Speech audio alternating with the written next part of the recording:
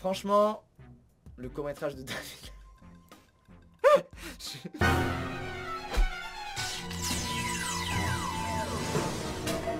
Hey, salut à tous les amis, c'est David Lafarge Pokémon, j'espère que vous allez bien aujourd'hui m'écouter, ça va extrêmement, ça va super. Aujourd'hui mes amis, c'est une vidéo assez spéciale puisque c'est une bonne ouverture de cartes Pokémon is un challenge. Aujourd'hui mes amis, on va parler de critiques et plus précisément de la vidéo de Squeezie qui est passée dans le club, dans la section YouTube où, écoutez mes amis, il parle de moi et je voulais tout simplement répondre à ça, pas forcément à Squeezie, mais un petit peu quand même, mais aussi à tout ce qui s'est passé autour pour moi parce qu'il y a eu pas mal de dégâts, donc c'est parti. Donc pour revenir là-dessus mes amis, Squeezie sur la chaîne Le Club, d'ailleurs elle sera en description mes amis, répond à des questions par exemple, quelle vidéo devras-tu emporter sur une île déserte? Pour survivre gros, je pense que j'emmènerai le court-métrage de David Lafarge. Et voilà, il y a plein de petites questions comme ça et il y répond et ils font passer les vidéos derrière en arrière-plan pour illustrer. Et donc bref mon cher Squeezie, dans ces questions-là, et d'ailleurs j'étais très content qu'il me cite parce que ça fait toujours extrêmement plaisir. J'adore les petits pics, je ne sais pas si c'est des pics ou des petits trolls, je n'arrive pas vraiment à déterminer, mais en tout cas j'apprécie que Squeezie me cite. Et donc du coup, il répond à certaines questions. Donc si je devais emporter une vidéo sur une île déserte, ça serait le court-métrage de David Lafarge. Si ça serait une vidéo pour les enfants, le court-métrage de David Lafarge. Et si ça serait une vidéo qui a changé ma vie, Bah franchement mec, le court-métrage de David Lafarge hein. Live Generation. C'est vrai.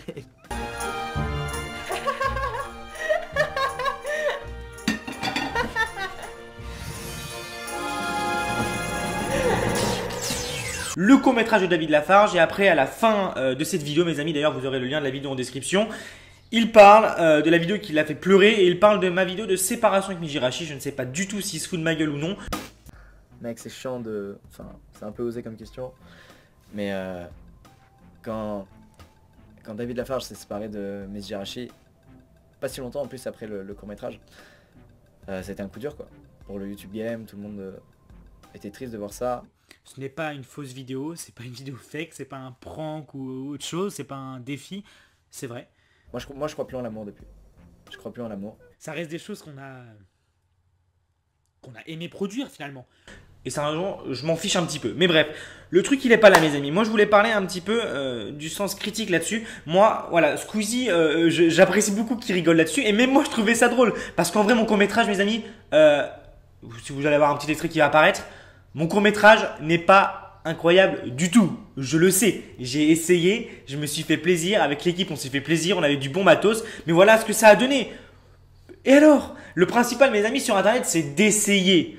Et je ne comprends pas pourquoi, quand quelqu'un essaye, sachant que là c'est David Lafarge Pokémon, le mec qui ouvre des cartes Pokémon, qui essaie de faire un court métrage, qui essaie de faire quelque chose, se fait lyncher, critiquer. Mais ça peut se comprendre, mais vraiment les gars, essayez d'avoir quand même une part un peu de jugeote. C'est un essai, je ne suis pas ni Cyprien ni Squeezie, j'en suis extrêmement loin mes amis, et je le sais.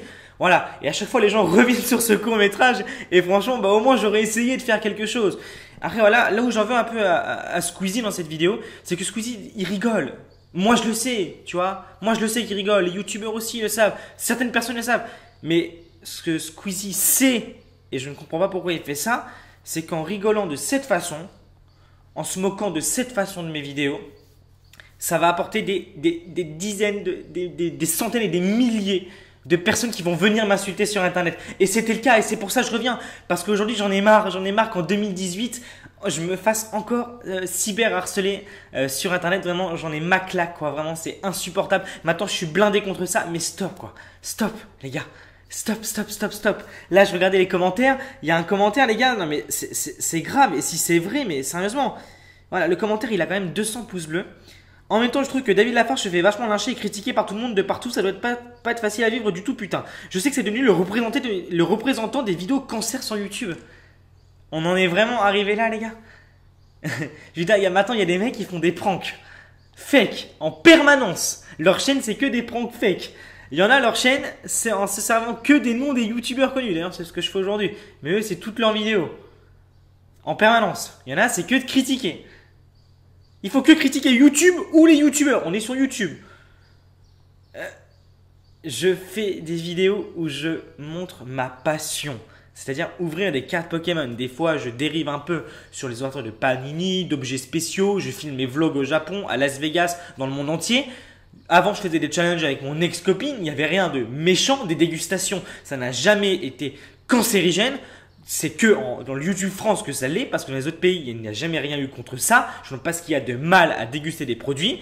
Certes, il y a eu la vidéo McDo, mais si les gens arrêtaient de sortir de leur contexte les choses, c'est-à-dire que la vidéo du McDo servait à introduire une vidéo, une série de vidéos qui allait servir à faire des vidéos de dégustation dans le monde entier, de fast-food inconnus en France. Mais bon, à chaque fois, les choses sont sorties de leur contexte. C'est vraiment extrêmement dommage. Après, voilà, c'est l'image qui me colle à la peau. Mais écoutez, tant pis, mais moi, je trouve que c'est faux et je suis sincère. J'ai toujours été sincère avec moi-même. Je sais que ma qualité de vidéo n'est pas top du tout. Je sais que mon contenu, mes amis, n'est pas cancérigène, mais appartient à une niche. C'est-à-dire que c'est vrai que ça fait bizarre, mais moi, je me rends compte de voir un mec qui ouvre des cartes Pokémon faire 50 000, 100 000, 200 000 vues sur des ouvertures de packs, de stickers, etc. Mais c'est comme ça. Et YouTube, mes amis, n'a jamais été juste. YouTube, il n'y a pas écrit plus tu feras de montage, plus tu feras des vues. Non. Il n'y a pas marqué plus tu seras sincère, plus tu feras des vues. Ça n'a jamais été ça YouTube. Et c'est pour ça que même à l'heure actuelle, il y avait des chaînes 100% fake qu'ils ont trouvées en top France, etc. Et c'est pour ça qu'il y a un mec comme moi qui n'a pas une super qualité de vidéo, qui ne fait pas des montages de dragons de flammes, petite dédicace, dans ses vidéos de cartes Pokémon, qui se retrouve avec 500 millions de vues sur sa chaîne YouTube. C'est pour ça que les dégustations, ça fait des millions de vues. Il n'y a pas de mérite sur YouTube. Il n'y a pas de justice en fait. Bien sûr, le mec qui va s'acharner pendant des années, il va y avoir quelque chose, peut-être quelque chose au bout. Je ne dis pas le contraire. Mais enfin bref. Voilà, c'était pour donner mon avis sur ce que dit Squeezie. Voilà, je ne sais pas si vraiment il se fout de ma gueule ou si c'est pour rigoler. Et comme je vous ai dit, je m'en fiche un petit peu. Moi, j'aime ce gars-là à travers ses vidéos. Je l'ai rencontré il y a quelques années et maintenant, il fait sa vie. Moi, je fais la mienne. Mais je pense vraiment qu'il sait qu'en faisant ce genre de choses, il va y avoir des énormes retombées. Et vraiment, je suis très déçu, mes amis. Et s'il vous plaît, essayez de voir le second degré des youtubeurs ou essayez de vous intéresser à la personne qui a derrière un écran. Parce que finalement, la personne qui vous parle là, mes amis, c'est la même que vous. C'est le même humain. Voilà, on a tous un cerveau, etc. On reçoit tous des émotions. Et quand Squeezie a sorti cette vidéo, enfin, a fait cette vidéo sur la chaîne Le Club, là, qui est tenu par quelqu'un que j'aime bien d'ailleurs. C'était des milliers et des milliers de commentaires haineux que j'ai reçus sur mon mail, mon Facebook, mon Twitter, mes commentaires YouTube. Et vraiment, c'est pas supportable du tout. Vraiment, c'est chiant. Je suis blindé contre ça parce que maintenant, j'ai plus d'1 million d'abonnés et ça fait 4 ans, 5 ans que je fais ce métier. Et croyez-moi, j'en ai pris plein la gueule de partout. De partout. Et je pense que je suis l'un des youtubeurs en France qui en ait pris le plus dans la gueule, mes amis. Mais c'est comme ça et je ne me plains pas, je ne m'apitoie pas sur mon sort parce qu'aujourd'hui je suis très bien dans ma vie et je suis très heureux de ce qui m'est arrivé et finalement c'est un peu grâce à ça aussi. Donc je le prends et ça fait partie de mon parcours. Mais voilà. Aussi je devais faire passer un deuxième message qui est très important. C'est-à-dire que moi quand je vois un mec comme David Lafarge Pokémon qui se fait insulter et qui se fait critiquer parce qu'il a essayé de sortir un court-métrage avec une raid, etc. avec une équipe derrière et que l'équipe derrière était très cool, c'était ses potes, etc. Pour moi, ça me découragerait d'essayer de faire quelque chose. Ben non, vous découragez pas. Parce que YouTube, mes amis, YouTube, c'est une plateforme de création. Vous pouvez essayer, vous allez échouer, vous allez réessayer, vous allez échouer, vous allez réessayer et vous allez réussir. Et c'est comme ça que je vois YouTube. En tout cas, c'est une plateforme où vous pouvez faire ce que vous voulez. D'accord ? Alors certes, il y en a qui iront sur la plateforme que pour faire de l'argent, il y en a qui iront sur la plateforme vraiment pour partager une passion, puis il y en a qui vont mélanger les deux, puis il y en a qui vont aussi faire leur vie, il y en a qui voudront partager, il y en a qui voudront critiquer. Vous pouvez faire ce que vous voulez sur YouTube en fait. C'est ça qui est génial avec cette plateforme. Et donc si vous voulez faire demain un court métrage sur Pokémon Go avec un sketch dégueulasse, avec des effets spéciaux à désirer, faites-le. Faites-le, vous êtes là pour vous faire plaisir. Vous êtes là sur YouTube si vous voulez être youtubeur ou même pas être youtubeur, vous faire un pseudo et créer, mes amis, faites-le. Faites-le et ne vous laissez pas décourager par des commentaires négatifs ou des gens qui ont la critique facile. Voilà. Alors, certes, vous n'aurez jamais la même image que moi que j'ai sur Internet, même si je trouve que ce n'est pas mérité, mais ce n'est que mon avis. Et 10 000 personnes diront dans ces commentaires, ah oui, c'est mérité parce que tu as fait une dégustation McDo, parce que machin. Bref, m'en fiche. Tu vois, le sujet, il n'est pas là.